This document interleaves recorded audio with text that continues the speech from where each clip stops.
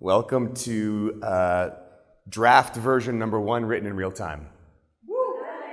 Let's see how this comes out because it hasn't been written yet.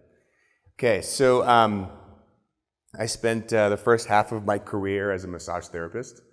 When I was 21, I got my massage therapy licensed, and I've touched over 17,000 bodies. Wow. 17,000 bodies. And one of the things, I learned a lot touching bodies. One of them is there are no two bodies that are the same. Out of all the bodies I've touched, there have never been two that are the same. It's pretty amazing. Number two, after a while, you can kind of get tired of rubbing hairy ass and backs and feet. And after a while, getting lulled to sleep with Enya and candles in a dark room can make anybody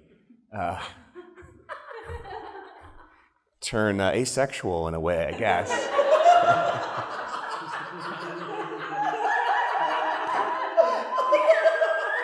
Took me several years to reclaim my sexuality.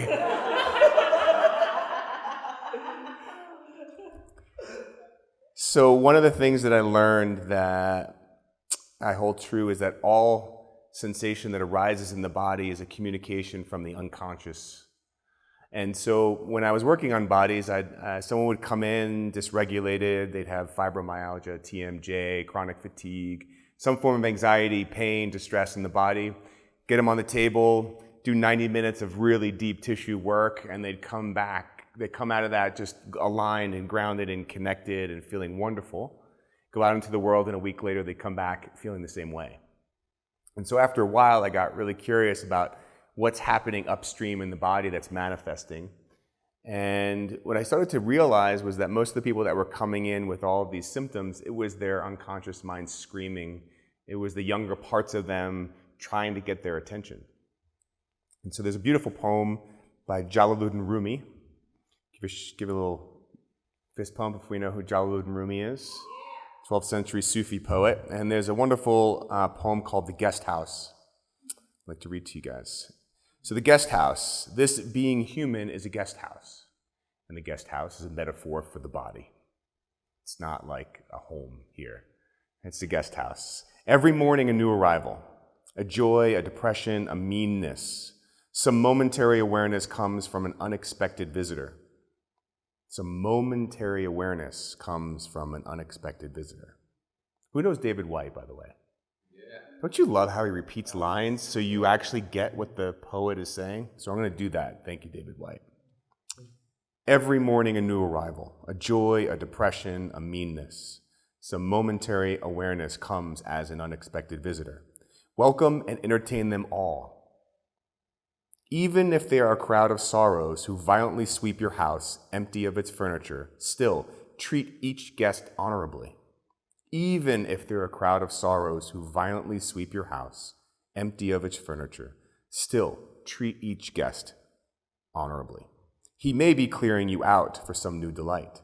The dark thought, the shame, the malice, meet them at the door laughing and invite them in.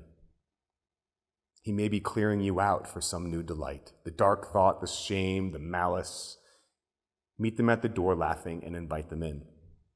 Be grateful for whoever comes because each has been sent as a guide from beyond.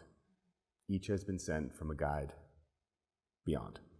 So about 6 years ago, I was sitting in a men's circle running what we were calling healing journeys or reorgs, where we really help people process deep emotional trauma, integrate parts of themselves that no longer had a mouth. So they were experiencing a lot in their body, but they weren't able to really communicate what was going on. Kind of a combination of psychodrama, shadow work. And the place we were in was in Northern California. It was really moldy. And I had an asthma attack, which I had asthma for at that stage, about 30 years, 35 years. I developed it after a trauma that I shared with you guys a couple days ago. My sister and I were hit by a car. I got thrown clear, but she had lost her leg on impact. I was 8, she was 4. And coming out of that experience with no physical wounds, I had a lot of deep emotional scarring, a lot of internal trauma that wasn't being addressed because on the outside I looked fine. And rightfully so, the attention went to my sister because of her critical wounds. And I developed asthma about a year later and struggled with it. I couldn't go to couldn't date women who had cats. I couldn't go any places that had mold. I had exercise-induced asthma. I always carried an inhaler with me. Anyway, I'm sitting in this men's circle and I'm really activated. The lungs are really tight, having a hard time breathing. And a good buddy of mine who was facilitating with me, was a wonderful hypnotherapist, just said, hey, you want to do some processing around that asthma? And I said, sure. So basically what we did is had someone come behind me and put their arms around me and squeeze my chest to take over the asthma. And that's one of the things that we would do is when someone had a symptom, a physical symptom, we would give that to somebody and let them take it over so the person didn't have to do it anymore.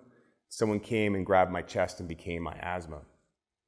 And in that moment, I started to realize that that asthma was a communication, very, very strategic and smart way that my unconscious mind activated a way in which I would get attention as a kid.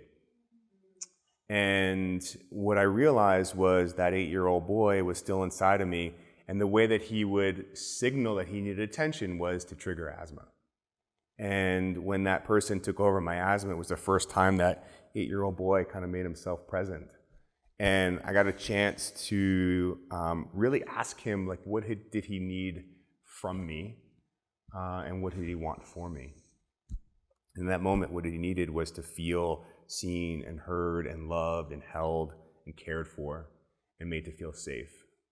And I got an opportunity to connect with that part of me that was still alive at 8 and almost like welcome him into my body and hold him. And I haven't had an asthma attack since.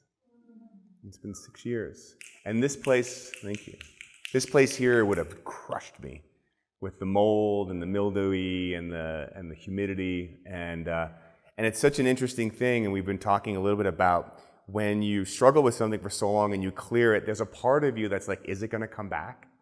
Is it gonna come back? Is it really gone? And I could feel little moments of myself going there when I was in the mold. I'm like, is it really gone? Is it really gone? And I had to come back and say, okay, hang on a second. Like, what does he need? Does he need to be held? Does he need to be seen and heard? And every time it just kind of subsides and calms down.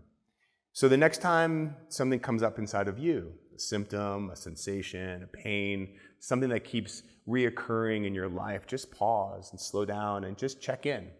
You know, what is that part really asking? What does it really need? What's its deep desire? And see if you can come into relationship with it. Because what happens is if we label that sensation as bad and not good and a dis-ease, and I'm trying to get rid of it, that was what I was trying to do, that 8-year-old ball. Get out of me. I want you gone. You're terrible. You're a disease. And that was the feedback that I was giving my younger self. Freud said that all successful resolution or all successful therapy is the resolution of internal conflict. And I really believe that when we can come out of judgment of what happens in the body and begin to integrate it, like true healing can occur. Thank you.